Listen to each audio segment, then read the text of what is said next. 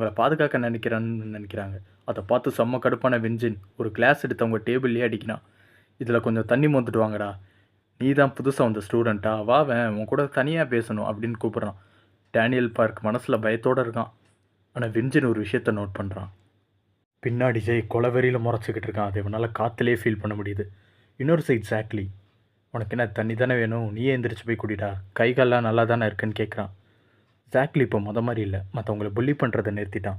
அதோட இப்ப எல்லாருக்கும் உதவி கூட பண்றான்னு மத்தவங்கலாம் பேசிக்கிறாங்க. இப்ப நெறைய பேர் டேனியலுக்கு சப்போர்ட் பண்ண ஆரம்பிச்சுட்டாங்க. இவன் தனியா இல்லன்னு ஃபீல் பண்றான். அப்பவும் வின்சென்ட் மொத்த பேருக்கு எதிராவும் சண்டை போட ரெடி ஆகுறான்.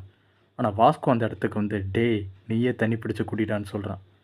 பேக்கிரவுண்டில் எல்லாரும், "வாஸ்கோவா? இவன் 50 பேர் அடிப்பானே!" "இல்ல 100 பேர் அடிப்பான்டான்னு" மனசாட்சியே இல்லாம பில்டப் குடுக்குறானுங்க. வாஸ்கோ அவனோட கிளாஸை கழட்ட சொல்றான்.